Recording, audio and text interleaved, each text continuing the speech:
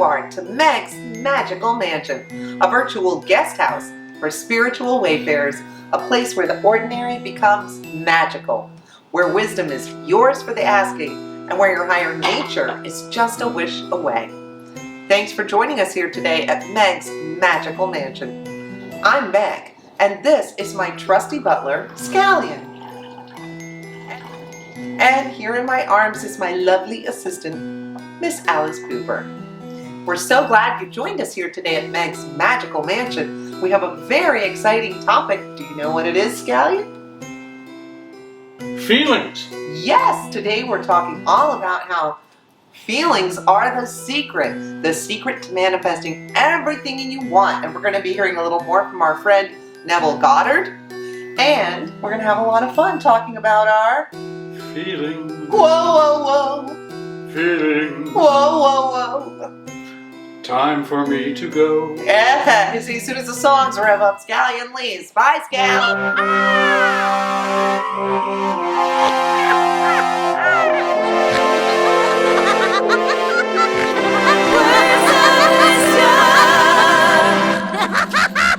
Oh, wow. Was that fun, Alice Poopers? Okay, well, I guess that means it's time again for Words of Wisdom. And of course, today we are talking about living in the wish fulfilled and getting there through your feelings. And we're talking about Neville Goddard. So, you know, our words of wisdom are going to be coming from Neville Goddard. So, sit back, relax, and enjoy our words of wisdom. Chance or accident is not responsible for the things that happen to you, nor is predestined fate the author of your fortune or misfortune. Your subconscious impressions determine the conditions of your world. The subconscious is not selective. It is impersonal and no respecter of persons. The subconscious is not concerned with the truth or falsity of your feeling. It always accepts as true that which you feel to be true. Feeling is the ascent of the subconscious to the truth of that which is declared to be true. Because of this quality of the subconscious, there is nothing impossible to man. Whatever the mind of man can conceive and feel as true, the subconscious can and must objectify. Your feelings create the pattern from which your world is fashioned, and a change of feeling is a change of pattern. Those were some lovely words from our man of the hour, Neville Goddard. And today we're going to delve a little bit deeper. If you didn't check out our episode on living in the wish fulfilled, please do, and please share it, and please pay attention, because that was a very important episode that can help you really be able to tap into how to manifest everything you want in life. So for today's episode and next week's episode, we're going to delve a little deeper into the teachings of Neville Goddard, who, by the way, was a Christian lecturer and also a founder in a lot of New Thought theories on manifesting. If you read a lot of his works or if you listen to his lectures, he is very Christian-based. I personally, as a Buddhist pagan witch, really am not bothered by it a bit, because his things on manifesting are spot on, and his interpretation of the Bible is more allegorical, that it's there to teach us things, not so much as a literal translation, which is kind of how I view it as well. Like, we're God's children, this is like a storybook for us, it's learning through stories. So I like his approach to the Bible, and he uses a lot of biblical quotes to back up the things that he's explaining. But the fact that, you know, it was being talked about back then, I think is very important, whether you're Christian or not. And if you are Christian, I think these teachings will resonate with you a great deal.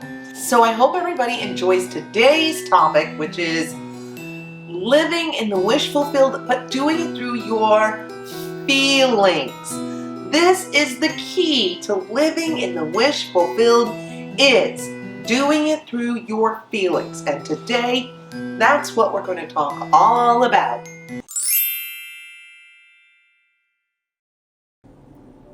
The feeling is the secret. Neville Goddard wrote this very slim, but not slight, text, as he likes to say, in 1944. And although it is a small book, it does hold a lot of powerful and potent information and some things that you see scattered throughout a lot of people who are in New Thought or work with the concept of being able to manifest. And in this book, Neville Goddard talks about the importantness of the conscious mind and the unconscious mind and the relationship between them. To quote Neville Goddard, "Consciousness is the one and only reality, not figuratively but actually. This reality may, for the sake of clarity, be likened unto a stream which is divided into two parts, the conscious and the subconscious. In order to intelligently operate the law of consciousness, it is necessary to understand the relationship between the conscious and the subconscious. The conscious is personal and selective. The subconscious is impersonal and non-selective. The conscious is the main realm of effect. The subconscious is the realm of cause. These two aspects are the male and female divisions of consciousness. The conscious is male, the subconscious is female. The conscious generates ideas and impresses these ideas on the subconscious.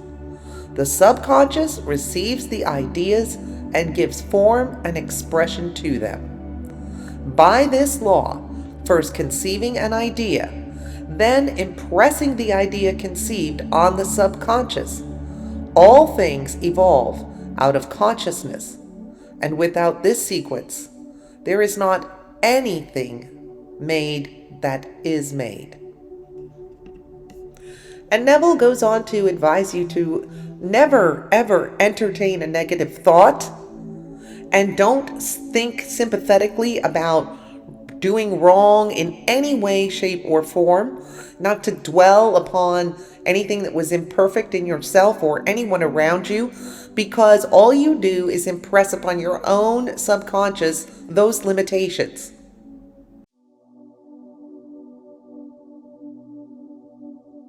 What you do not want done to you, do not feel that it is done unto you or another. This is the whole law of a full and happy life, to quote Neville. You know, the idea that feeling it and being in the state before it arrives, it might seem difficult, but it's really not. All you need to do is use your imagination a little bit. And Neville talks in this book about different ways you do that. And one of the greatest ways he talks about that accessing and that relationship forming between conscious and subconscious mind is when you're falling asleep. And he's talking constantly about going to sleep in the wish fulfilled. So whatever you're trying to manifest as you're falling asleep, he recommends you put yourself in a very relaxed state, lying in bed, and you think about this wish as though it's already fulfilled. You already did it. You already have it. We've spoken about that a lot on the channel. And you let your imagination go with that. And as you're falling asleep, you fall asleep to yourself living in the wish fulfilled. And that's the last thing in your conscious mind as you go to sleep. That's what your conscious mind is going to take into that dusk and twilight time as you're drifting into sleep, where the conscious and subconscious can actually communicate. And your subconscious will take those thoughts, and then as you're sleeping, will begin to work on fulfilling whatever it is you just gave it. So if you go to sleep thinking negative thoughts about how you don't like your job, or how you don't have the partner you want, or you need more money in your life, all the subconscious is going to do is take that and go work on it and make sure you don't get the partner you want, and you don't have enough money, and the job thing isn't going to work out. You know, somebody equated this to having like a Siri or an Echo in your home. Because I have a friend who told their little Siri that they could play any kind of music but not country. And all the Siri heard was, oh, you want country? I can play this country artist. I can play that one. I can play this one. And my friend's going, no, I don't want any. And your conscious and subconscious mind work a lot the same way. If you go to sleep just thinking about how dreadful things are, you're going to wake up. And again, Neville Goddard talks about in the morning, that is also an important time. You want to make sure you're waking up to the wish fulfilled just as much as going to sleep. You don't want to be picking that right back up, whatever the concern or worries are. Neville Goddard also speaks about how prayer, and for me personally that would equate more to meditation, is a time where you also can make that realm of connection between conscious and subconscious mind. So using these positive affirmations we've talked about, these I am and these I have statements, help put you in the wish fulfilled because you already have it. You already are it, whatever it is. So constantly trying to think like it's already there, done, got it, check, helps your subconscious mind know that's what you really want to be working on. And it gives your subconscious mind exactly what you want. It should be like this. This is the kind of house I'm looking for. This is the kind of job I'm trying to get. This is the kind of partner I'm trying to attract. And this is the challenging part. You have to not worry about the how it's going to happen part. That's not your job. Your subconscious mind and the universe will fill all of that in. All you need to do is let your subconscious mind know exactly what you want and make sure the messages you are giving it are clear. That's why a lot of people use 8-hour sleep meditations. There are a lot of ones that I enjoy using, and they can help you reprogram your conscious mind so you're sending the right messages to your subconscious mind while you are sleeping.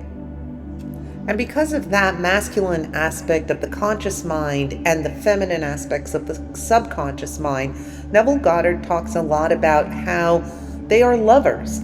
And the conscious mind can't just boss or bully the subconscious around. It has to win it over, like you win a lover over. And it has to sort of woo it. So you want to think that way. You can't just bully your subconscious around. You have to entrance it with your imaginative creations in your conscious mind of how it's going to be, what it's going to look like when you have your wish fulfilled. Keep that in your subconscious mind, especially when you are sleeping, waking, and meditating or praying. And you will see amazing results start coming into your life. And you will find that you are feeding your true desires to your subconscious mind. And then there is an element of faith.